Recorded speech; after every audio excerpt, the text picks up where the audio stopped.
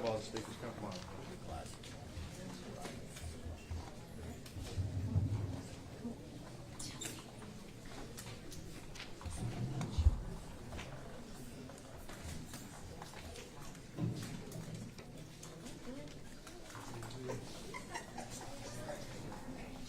I'm good.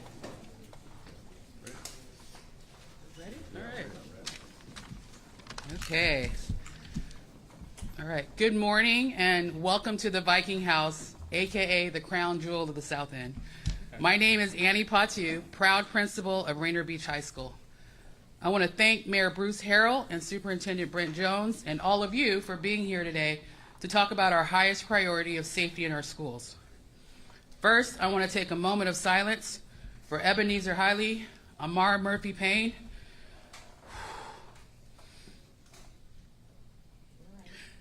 Xavier Landry, Jay Shauna Hollingsworth, Connor Dassa Holling, Elijah Lewis, and all our students we have lost to gun violence.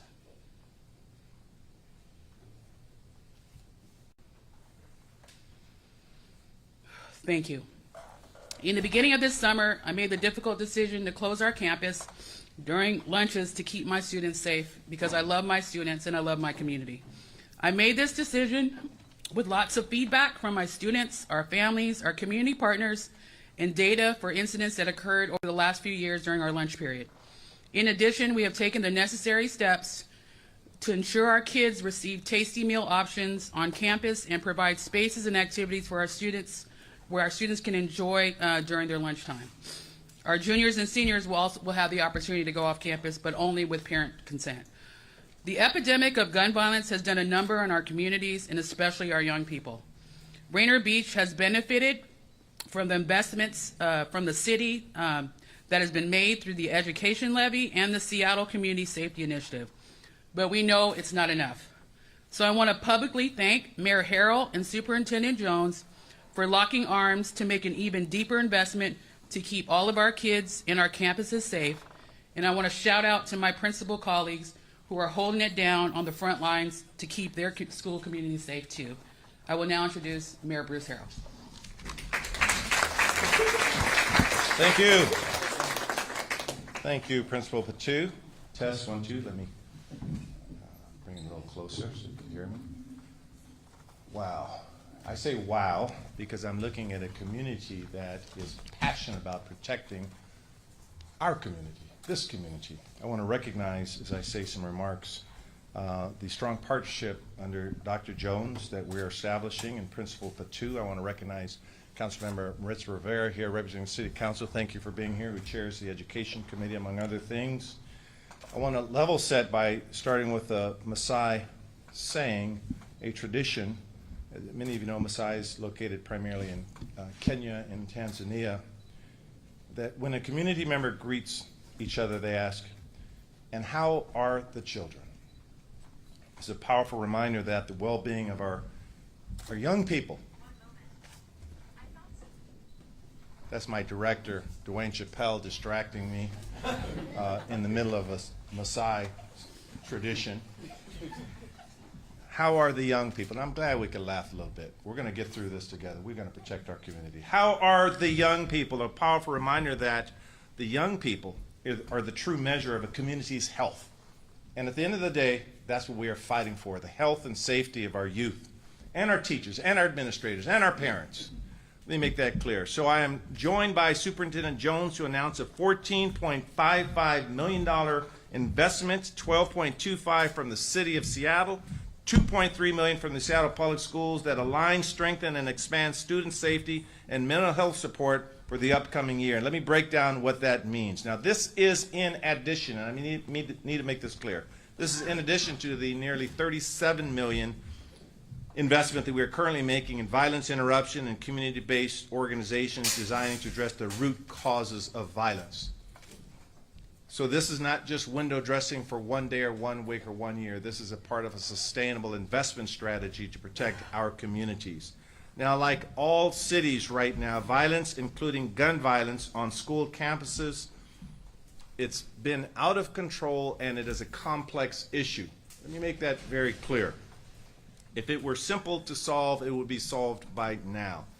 If you look at what's happening in Seattle, Seattle has historically had lower rates of homicide and juvenile crime. We follow data. That's how we make our decisions. About 14% of all reported crimes in 2023 and 2024 involved juveniles as either suspects or victims. Within this year alone, we've collected, and when I say we've, I'm talking about the Seattle Police Department, close to 960 guns. Now that's building on 1,533 guns we collected last year.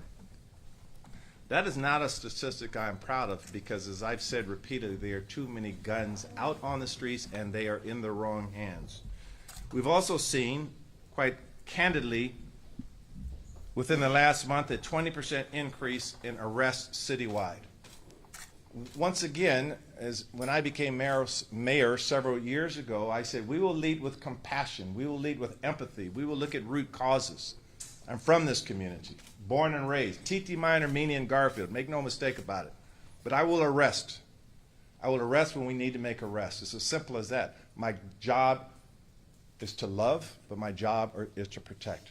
So our strategy, our threefold strategy that I'm going to talk about right now sort of breaks down how we're going to go about this. I'll call it a three-prong approach. The first part are school-based measures, and I'll talk in depth about that. That's roughly about $8 million that I'll talk about of what we're doing within the schools. The third piece are violence interruption and community partnerships, and I see a lot of the warriors, the protectors of our community here today. I'll talk about that as a third prong. And then the second prong, and as a third prong, Chief Rohrer, interim police chief, will talk about our SPD strategy that will deploy on the first day of school and having it in somewhat of a sustainable manner. So we're going to target interventions in 11 particular schools as our initial rollout.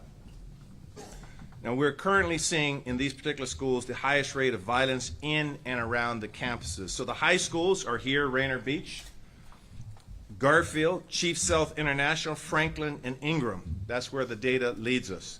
The middle schools, or the feeder schools, if you will, are Aki, Carosi, Washington, Denny, Mercer, Robert, Eaglestaff, and Meany. Let me talk about the first pillar, if I may. We are going to invest $5.6 million towards hiring additional mental health counselors and care coordinator positions in 21 school-based health centers to provide personal clinical interventions and referrals. So this is managed by Public Health, Seattle and King County. This funds 42 positions. This is real work, real investment. Hopefully we'll treat real people in a real-time basis to make sure that they feel protected and they have the tools to optimize their growth. We will invest $2.4 million to expand access to telehealth therapy services to over 2,000 students. I guarantee you if I ask who has a phone right now, darn near every hand would go up. If I ask who doesn't have a phone, I'd venture to say if one person raised a hand, we say, what's wrong with that person? Telehealth is a means to reach a lot of people these days, and we do it in a confidential and a safe manner. So we think that this is a good $2.4 million investment as well. The second piece, the second tier, the second prong, if you will, we'll invest $4.25 million to arrange a range of gun violence prevention, intervention, and interruption resources. Now, what does this look like? This looks like funding violence intervention staff. You know, when I use terms like that, violence intervention staff to work inside schools, they're going to be inside the schools. We want them to be here. We want them housed here. We're trying to intervene and stop the violence. I also say in the same sentence, we're trying to create love, okay? We're trying to create relationships, mentorships. We're trying to protect, but we're definitely trying to intervene and stop the violence. So thank you, David, thank you. So we will build relationships with current school personnel and students who are at the highest risk of the impacts of gun violence. We're going to expand safe passage programs to all 11 focus schools in partnership with community-based organizations, and I think all of you know the importance of safe passage. We're going to expand case management for students directly impacted by gun violence and their families. You heard Principal 2 But two, when she mentioned some names, she couldn't help but get emotional, as many of you are, because these are not names on lists. These are real human beings, many of whom we've lost. We must understand the pain of a mother or father or brother or sister, and we have to think about, again, how do we make sure that safe passages are occurring, case management are occurring, students directly impacted, the whole ecosystem of those impacted. We're going to establish a new family resource fund. Quite frankly, those are just dollars. This is a flexible pool of funds designed to support students and their families most at risk of gun violence participating in case management at focused schools. So this is a tool to provide to mitigate risk factors for students. It could help with clothing, food, utilities, and transportation. We realize when gun violence impacts a family, it disrupts everything in their life. And so we want to make sure that we have some resources available to that. The third prong, the third approach will be is law enforcement. Now, as we're getting ready for the new school year and figuring out new routines, here's what you can expect from the city and from the district and from our partners for our children.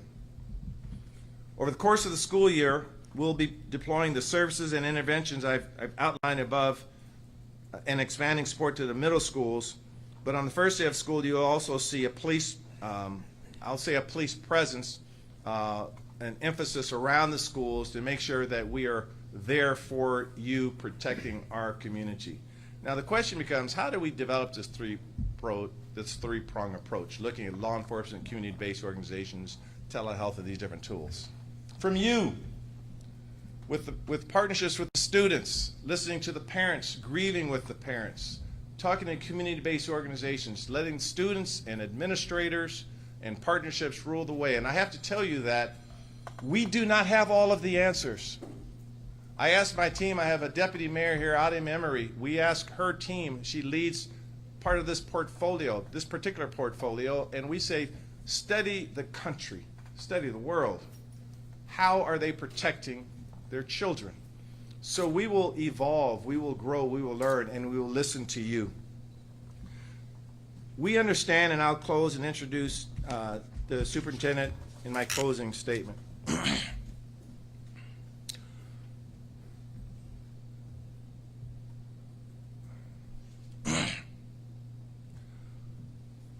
Excuse me.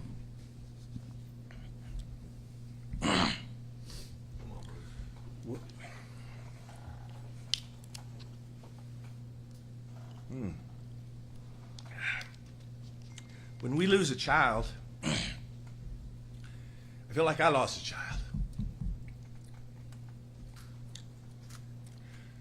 We have to be smarter and more collaborative than the bad people. Amen. I make no mistake about that. It's very easy to blame people all around. You're not doing this, you're not doing this. You don't see me blaming people. What you see me doing is I'm a strong person. You see me collaborating. Under this superintendent, you don't know the hours we've worked together trying to figure out a strategy that works. We'll do this together. We'll do this strongly. We will learn. We will evaluate. We will measure. And we'll do it again.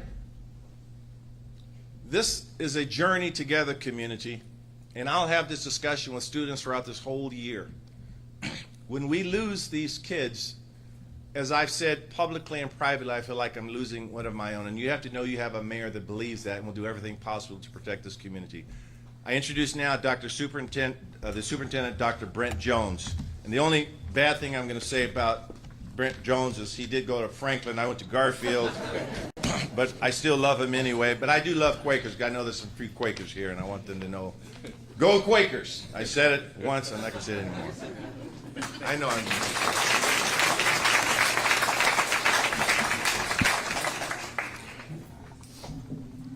I want to begin by thanking Mayor Harrell, Chief Rahr, and community for being here today. The partnership that we have is enduring, and it's invaluable as we tackle some of these really tough issues. I also want to recognize school board members that are here today. They've given me clear, unambiguous charge to do what we need to do to mitigate what's been happening. We've started with listening. We began planning by listening to our students. Following the tragedy at Garfield High School, the mayor and I met with our young people to hear their hopes, needs, fears, and concerns. And it's critical. Did you plan that, right? I did. It was Quaker joke. Quaker joke, yes. It's critical that our students and staff feel safe and are safe so that we can do what we do best at Seattle Public Schools, and that's teaching and learning. We know if students don't feel safe, they cannot learn. That's facts. So our commitment is to continue to listen so we can understand what the needs are. We can be relevant. We can be strategic. We can be, things that we can do can be attainable. And if we want to make sure that our students understand, that we understand what their needs are. So this listening leads to action. And we're here today because we are navigating a new landscape filled with both opportunities and challenges. This new environment requires us to develop a new playbook, and we're developing that together.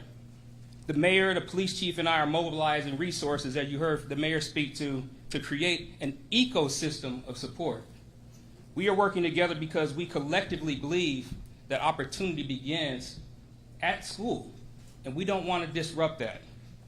It's made the difference for the mayor and me at Seattle Public Schools. We are products of Seattle Public Schools, so this is real and heartfelt for us.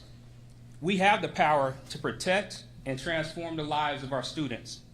So what are we doing for our students? What will be different? So our district safety plans are designed to align resources with the specific needs of our schools. And here's what it will look like for our students beginning on September 4th. Because relationships matter, throughout the school day, students will interact more with adults focused explicitly on their safety. Because of this strengthened collaboration we have with the police, students may see a police presence around school perimeters, and this is part of strengthening our collaboration between our schools and the police. There'll be regular communication between police and our school leaders.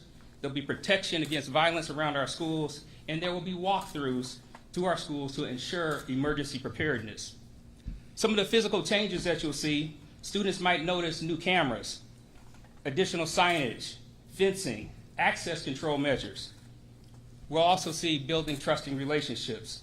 As students enter into schools, they will build relationships with new adults. Some of those folks are here today. We're adding staff to make sure that there's no chance that we won't make this happen. We are doubling security specialist staff at key schools.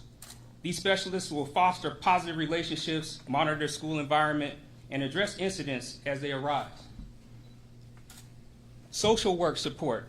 Students may also meet social workers. And we've had an increase in social workers by 66% over the last 3 years, in spite of our budget constraints. You'll see a strengthened oversight.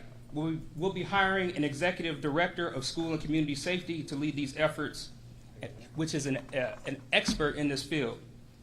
We'll have community integration, such as you folks here today. Throughout the year, additional trusted adults from the community will join our schools.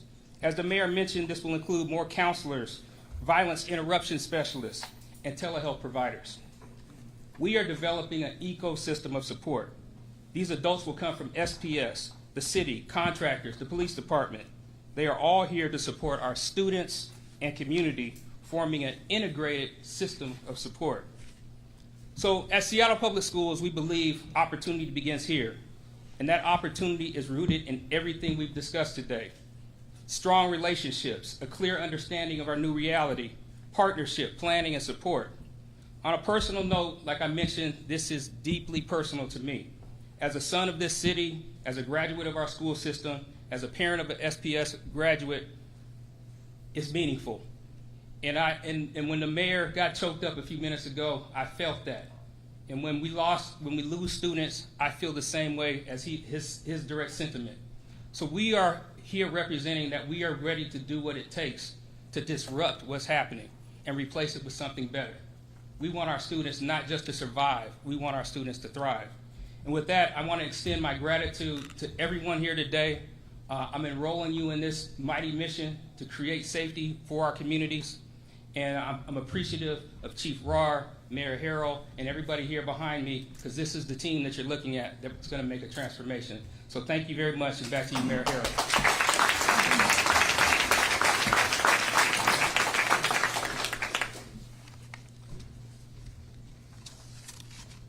don't think I was choked up. For the record, I just get a little emotional. Those who work with me know I get emotional. I want to recognize a few folks before I introduce our interim chief of police. Deputy Mayor Tiffany Washington is here as well. I introduced Deputy Mayor Adam Emery. I have two directors of education, Dave Chappelle. Dwayne Chappelle, Dr. Dwayne Chappelle. Stand up, D. No stranger to here.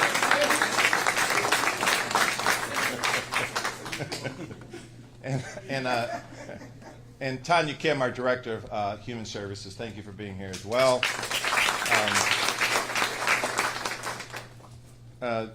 There's another person I just asked him to come here. He's staying way in the back, and I want you to raise your hand. That's Brian Stewart. Raise your hand back there, Brian Stewart. And I'm going to tell you why Brian Stewart. So you guys are clapping, you don't even know Brian Stewart, but many of you do. He holds a master's in social work. He's a Garfield coach, but he's doing the work with the school district and helping kids. And he was one of the first people when we unfortunately had the death of Amar Payne Murphy Garfield. He's one of the first people to contact him because he was his coach. It's this kind of, and just so you know, I love everyone. He's a Washington State Cougar as well. But this is how we're going to get it done, that someone knows our community, that can go upstream and help us navigate through the waters we have to navigate through. And as I introduce Police Chief Rohr, this is part of the police strategy. She's a nationally respected leader in law enforcement, and she teaches people how not just to make arrests, but to understand really the ecosystem by which you're making arrests in. And so I introduce you to, and I hate saying interim police chief because it always makes me sad that someday she may not be my police chief, but I'll say it, interim police chief Sue Rohr. Please come forward.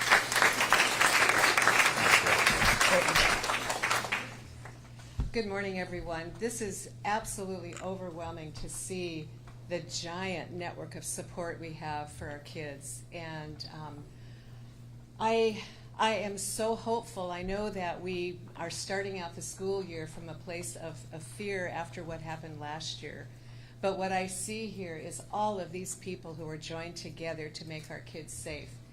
I want to bring a slightly different flavor of policing to the ecosystem we have here. I started my relationship with Superintendent Dr. Brent Jones a couple of months ago.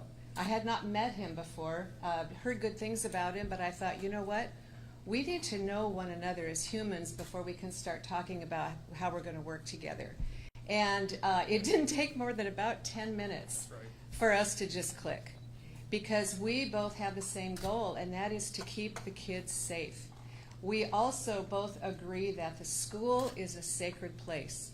The school should be the place where kids and parents just take a sigh of relief and say, okay, I know my kids are safe now. They're surrounded by adults, by professionals, by community volunteers who have dedicated their lives to these children. And I told Dr. Jones right off the get-go, I am here to ask you what you need. We are not here as a police department to say we're coming in with guns blazing. That is the worst possible way to make the school environment safe. We don't do that. We also agreed that the most important thing we can do is create trusting relationships. I know that the police have work to do in building those trusting relationships, and this makes me hopeful that we can accomplish that. And so that's what we're starting with. The police will be around the school. We will be as visible as we possibly can for the purposes of just letting people know we are here to keep you safe. As the school year goes on and we all get to know one another, I hope that we can continue to build on that trust and build communication, because that's how we keep our students safe. So thank you all for what you have dedicated your lives to. It's just really an honor to work with you. Thank you so much. Before I introduce our next speaker, I want to recognize the Southeast Safety Network. I want to recognize the Boys and Girls Club. I see you, and you look good, and you're doing good work. Thank you. And I know many of you, let me say this in the right way so I don't offend anyone. I usually offend someone 2 or 3 times a day. I know many of you can relate to the people that you are trying to protect. That is in my vernacular, that's God's work. Thank you for realizing that you can make a difference. Having said that, this next speaker, Chelsea Gallegos, is a mental health counselor working the Teen Health Center at Franklin now. We love Franklin. I'm trying to clean up my Franklin joke. But many of you know she actually worked here for 8 years as well, and she is passionate about this work. Chelsea Gallegos. Good morning, everybody. My name is Chelsea Gallegos. I'm a licensed social worker and mental health counselor at Franklin now for the last 3 years. But I was the very proud social worker here at Rainier Beach for 8 years. And it was really cool to hear that statistic. I'm looking at you, Dr. Chappelle, about the 66% increase in social work, because the first couple years I worked here, there wasn't a social work position. Dr. Chappelle and I got creative about how to bring that position into the building, and now it feels like it's a permanent position. So I am really happy to see that we are moving forward in terms of giving students what they deserve. But we're not there yet, and so I'm here to talk about the first prong around expanding mental health access for young folks.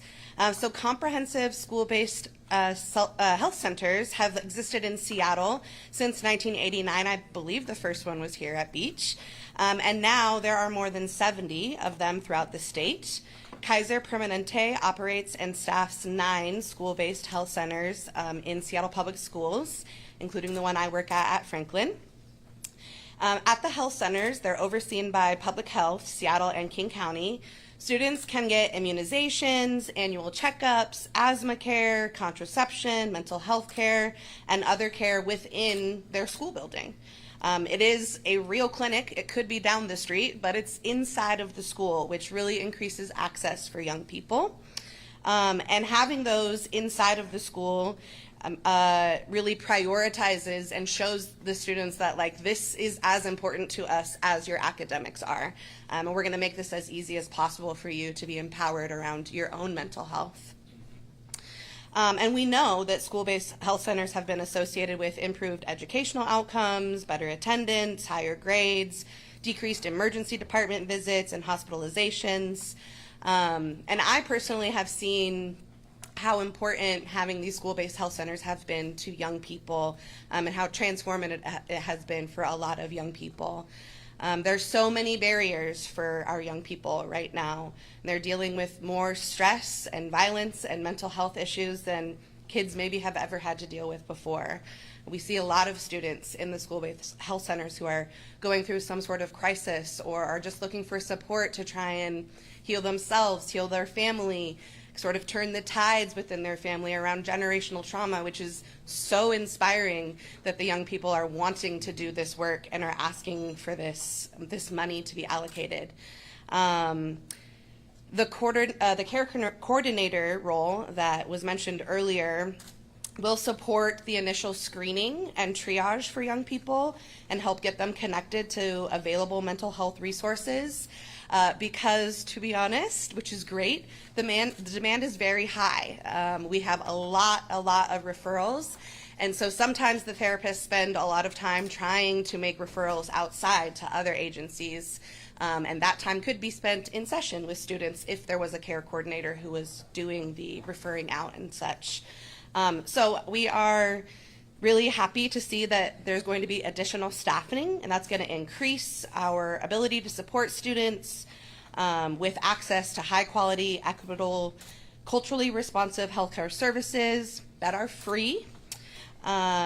So we are really happy to see that, and I really want to thank Mayor Harrell and Dr. Brent Jones for their leadership on this issue, along with the many community leaders here today who are doing the work.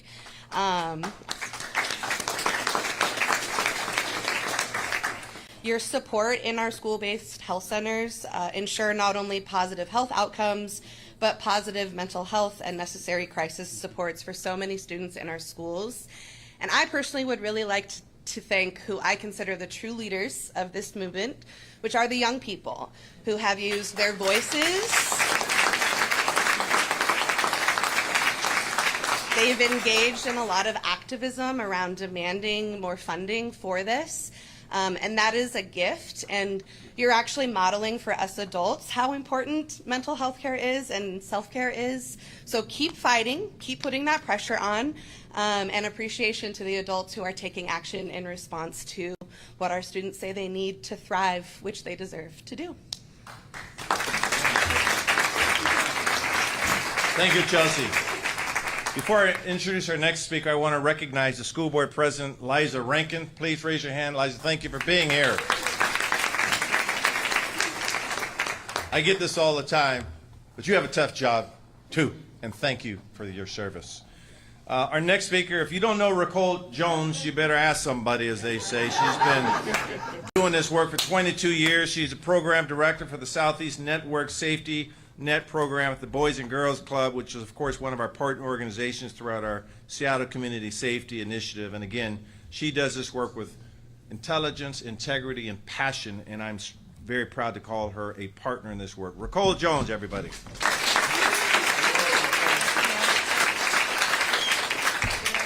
I mean, I'm done now, right? He gave me my shout out and I can go home. Just give me a moment while I collect myself. It is hot up here. Who set this light up? Take it down. No, I am true. Yeah, that's true. My name is Nicole Jones, and I am Southeast Network's program program director. I have been with Southeast Network for 12 years, and we have been proud partners and leading this work with Seattle.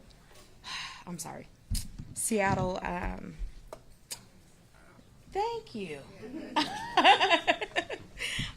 So let me collect myself. So we actually are a part of Seattle Community Safety Initiative, and we have provided site-based violence interruption for the Rainier Beach complex since 2015. I am very fortunate to be a part of the blue coats that you see that are sitting in the back of the room, who are working tirelessly day in and day out to make sure our young people are provided the support that they need in community. We have been really fortunate to be able to have a safety team based out of Rainier Beach. We are continuing this work in terms of our case management support and support for the mental health work that's happening here. Our strategy today is to be able to expand upon that work and to be able to increase capacity. I would be remiss if I did not mention my executive director, our fearless leader, Marty Jackson. Marty has, thank you. Truly. All of the intelligence and greatness that you speak about has come from her leadership and her tutelage for me. And so I appreciate her, and I stand on the shoulders of both her, Paul Patu, I stand on the shoulders of Dominique Davis. The amazing work that they are leading in this community has been, I am so proud to be able to say that I'm part of that. But I will talk about the things that are uncomfortable. That is the person that I am. And so let's for a moment talk about our kids. For me, it is different than, like Mayor Harrell references, mentioning a name that just kind of goes in your ear and out the other. Our kids come through the door every day needing help, expecting support, having to navigate emotionally, losing friends in high school. Losing their friends in high school. I like to consider myself to be a pretty witted person, and I have a very jaded past that we don't have to talk about today necessarily, but I can't say that I ever buried any of my friends. Right. I can't say that.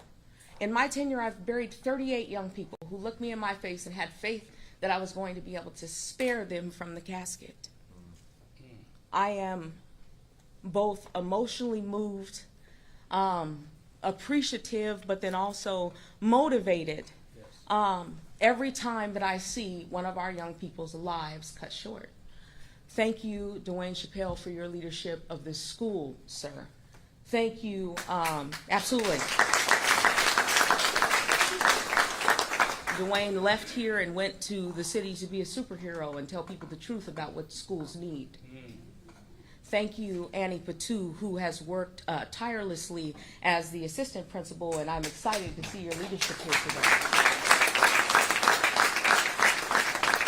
I have so much faith in the work that's happening at Rainier Beach. My own child, my youngest baby, goes here every day. Yes. And I will be honest in saying that she's not always necessarily feeling safe, not always necessarily feeling comfortable. Even, girl drama shows up and your kid's at risk of being jumped. And somehow Safe Passage, we work in the same building, knows more than I do. And they call me and tell me, hey, we got her, she's standing right here. And we're going to do this, that, and the third to make sure she stays safe. I appreciate that more than you will know. I come to work every day. I tell people all the time, I'm hilarious. I can go wherever I want to go. I have an education for myself. I come because I have faith, not in the kids that I've buried, but the kids that are still sitting here today. And my job is to make sure that you receive the services and supports that you need, and rather whatever advocacy has to happen. And sometimes I am the bad guy. And I love you, Bruce. Please know that, right? But at the end of the day, oh, is it Mayor Harrell? Is it? But when we're at the Esquire, I get to call him. Right? Isn't that not today? We're not. Okay, sorry, Bruce. You're right. Mayor Harrell. I appreciate the city's investment. I appreciate the city's understanding that this investment needs to be expounded upon. I appreciate having continued conversation and them coming back to the table every time that we say, hey, this is not going to be enough. We will continue to do what we need to do, working in partnership with each other to make sure that it is enough for you. That is my commitment to you all. Thank you.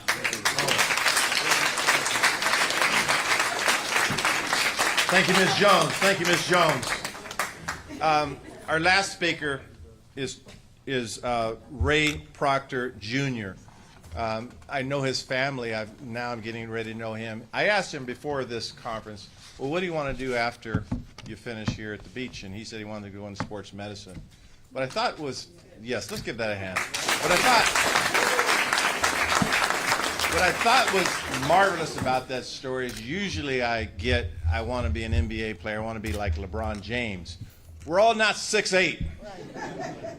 Was it that old song, I wish I was taller, we're not going to be LeBron James, but to do something ancillary to the sports industry, and there's great opportunities out there in many avenues, and I love it when I hear young people say they're going to do something different and seize the opportunity, and I will venture to say he's going to be very successful because I know his family. Roy Proctor Jr., senior here at Rainier Beach.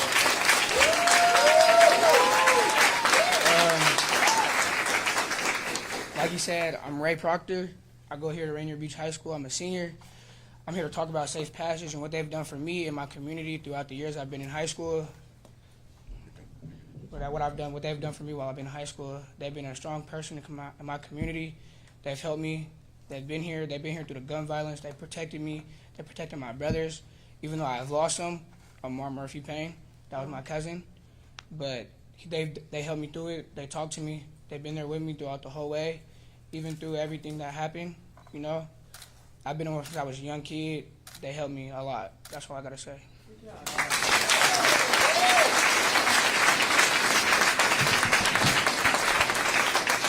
Thank you, Ray.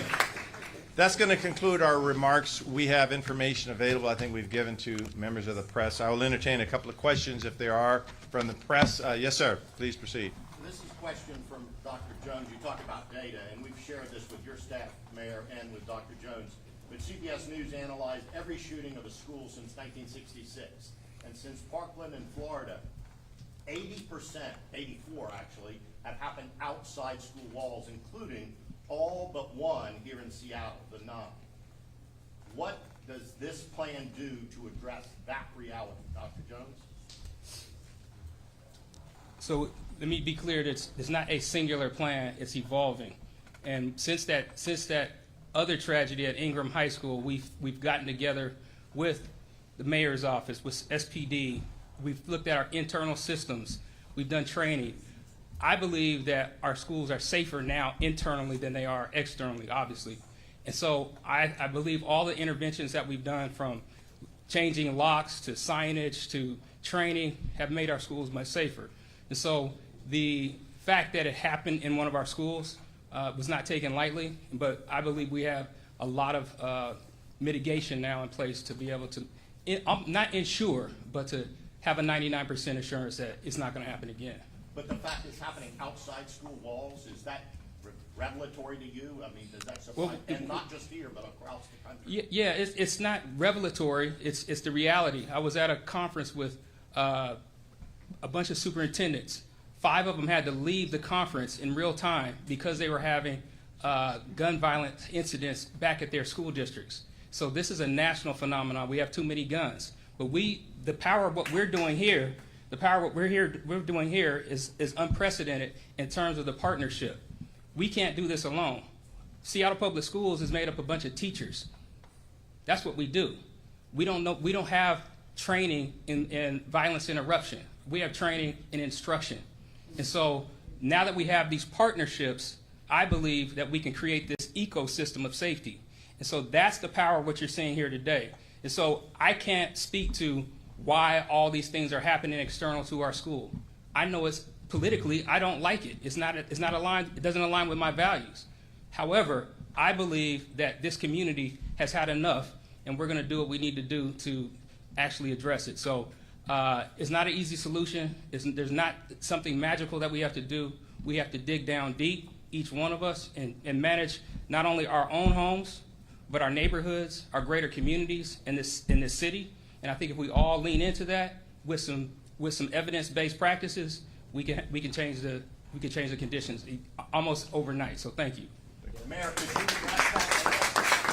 Would you like to address that, Mayor? Yeah, I'd love to address it.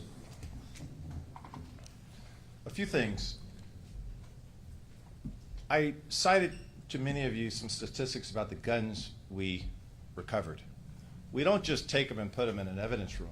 We do a forensic analysis as how did this person get the gun? So whether the shooting occurred inside the school or outside the school, what we try to understand is how could we have interrupted that cycle of violence? This is where the community comes in.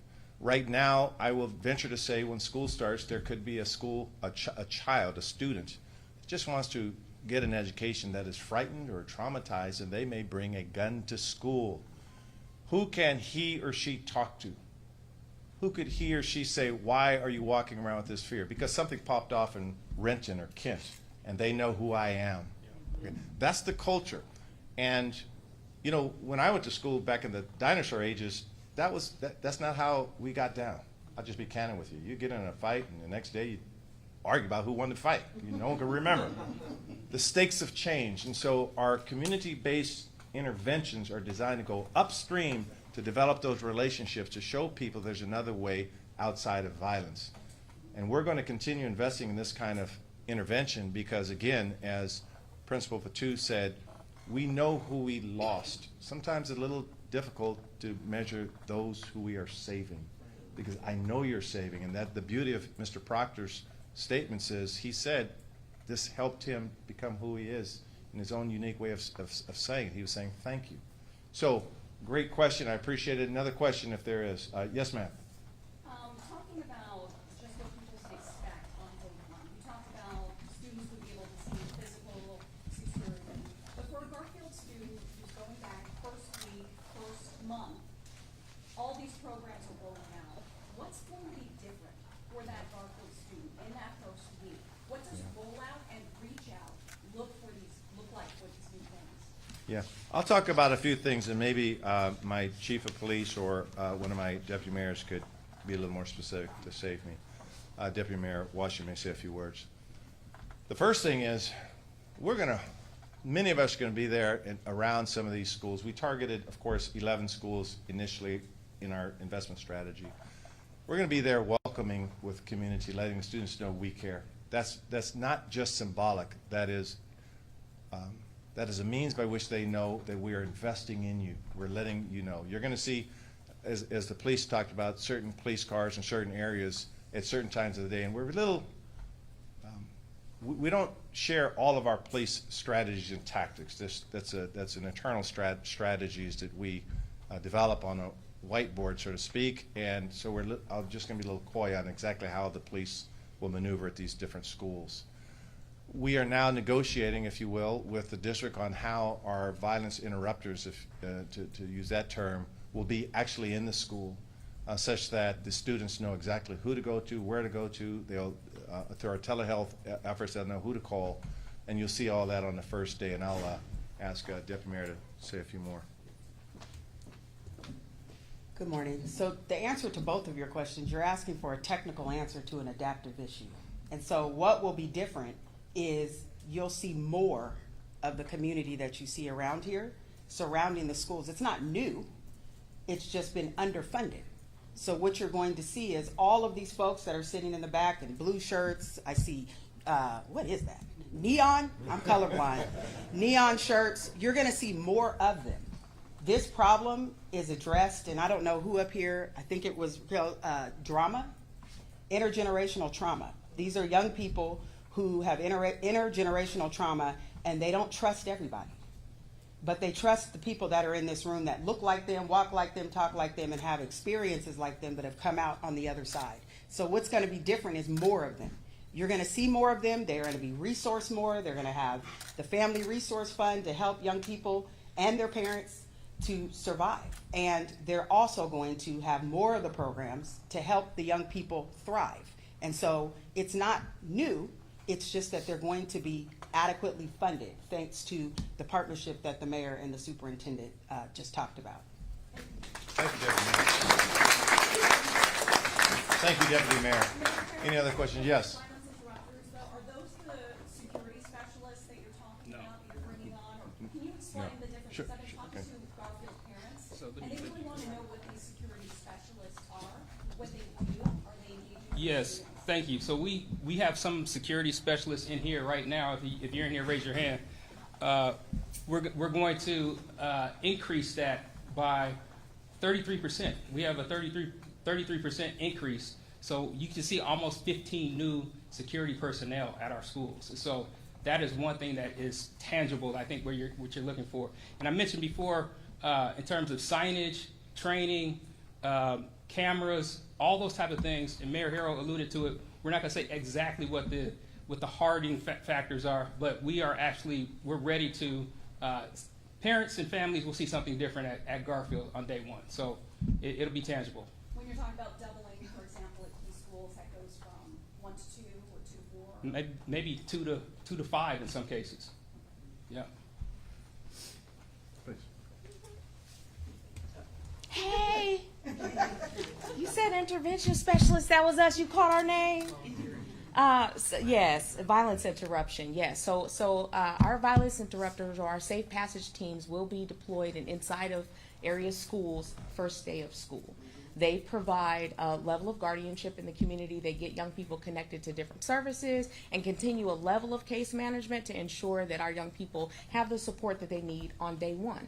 In addition, we also provide case management, and those are the folks that are in the back of the house. Now, they're in here, right? They're actually based out of our schools, but they're in the back of the house in the sense that there are issues that we do not see on our kids when they show up with their backpack on first day of school. They have the opportunity to kind of unpack those things with young people, get them connected to those services. So, yes, you can. Excuse me. Yeah, in my own experience with violence interrupters, the Be Safe, the Blue Coats have been instrumental here at Beach in our what we call the Rainier Beach corridor with South Shore, Dunlap, South Lake. If I'm missing a school, Emerson. So we all work together to ensure, because these are our kids. They are all related. We all know the same families, and it's the same for Garfield. It's community passageway. So I want to see community passageway. She raised her hand. These are the violence interrupters in the central area community, because we all have ties to each other. We all work together, and it's knowing our kids, knowing where they come from, being able to be folks that they can talk to. And when you talked about what's going to happen on day one, and Garfield can do the same, Rainier Beach has been invited all their alumni back on the first day of school to invite our kids into this building. So that's what we're doing to make sure our kids feel safe on day one. Thank you. Thank you very much. Are you a member of the press? I'm not. Okay, go ahead. Go ahead. Go ahead. And I'd like to share some feedback from the students. Please. The day that our community came together on Tuesday, June 11th or whatever, after Mars' death, it felt really good as a community member, but I will say that a lot of feedback from the students was it didn't feel good. It felt performative, and it felt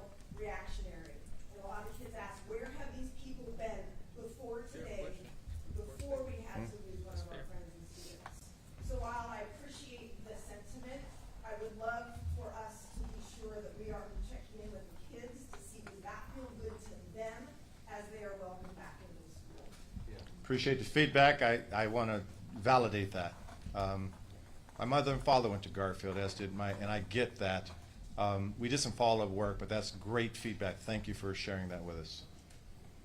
We're going to close down, and I want to thank. I'm just not taking. I'll talk off. If you're not a member of the press, I'll just talk off camera for. Go ahead. Yeah, I already had 2 questions. So. No, I'm just kidding. I'm just going. I mess with you. Go ahead. How, we talk about so many programs. We have Reach Out Now. Last year we Yep. talked about supporting you to launch all these programs. Yep. In Santa Monica. How do you measure success? What metrics are you using? How are you going to report this so that the communities, families can track how this money is being spent, but most important, what the outcomes are? Yeah. So, if you didn't hear the question, it's a great question. How do we measure success in this program? Let me make something very clear. This kind of collaboration is unprecedented in what we're trying to do. We call you violence interrupters. I refer to them as peace builders. That what we're trying to do at this scale hasn't been done before. We will look at the metrics. Our team are very data oriented. We'll look at the number of, quite frankly, we even track graduation rates. We try to figure out who's dropping out of school. We try to figure out how many guns are fired, how many guns are retrieved. For me, at the end of the day, in addition to the data, in addition to lives lost or lives saved, which we will measure, as the parent from Garfield said, how do the kids feel? Do they feel? There's a statistic that I didn't talk about in my speech that I want to share with you. I actually had a speech, just didn't. I always deviate from them. This is an interesting stat.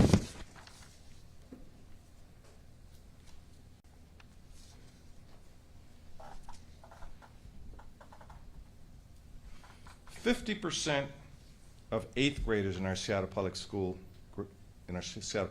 system, and 71% of people like Ray, 12th graders, report feeling anxious, fearful. 1 in 3 12th graders report feeling depressed. They're suffering from depression. So these are statistics that we will measure against. How do they feel in addition to how they're graduating? So I appreciate the question, and we're really data forward. We're one of the few cities in this country that is recognized for using data, and I lead with data. Many of you know I was once a technology lawyer. So we will measure it, and hopefully at the end of the day, we will look at these, we'll go to these graduations, and these kids will feel like, I feel like someone cares. I feel like I can optimize. Thank you, community. I'm going to close. One more question. Go ahead. One more. Thank you. How did the city and the district come up with the $14.55 million number? Does that have to be spent by the end of December, or is that just the city piece? And is that a number you hope to be repeated for years to come? Yeah. Let me go back to what I said, actually. The $14.55 million is $12.25 from the city and $2.3 from the Seattle Public Schools. It was arrived again by just talking to communities, looking at our budget, talking to everyone we could. The fact is that the city of Seattle, many of you, there's an article today about the deficit we're having, and so when we look at what we are prioritizing, this rises to one of the tops. I started with the quote by saying that the health of our children are one of our metrics, if you will, on how well we're doing. So, again, it was many people in addition to me on my executive team looking at the numbers, crunching the numbers, working with the district in an unprecedented fashion. We think it's a good investment, and I made this clear. Maybe it went past a few folks. This is evolving work. I may come back to you in 6 months, and we may pivot. We may increase and expand. This is evolving work. We are a learning organization. We have to be a learning city. When I took office, I said that in one of my first speeches, that we have to learn how to be better. Everyone's just radioactive and talking past one another. We have to learn together. And here at Rainier Beach, in a great learning institution, Rainier Beach is just known for all those state titles. They have a lot of scholars.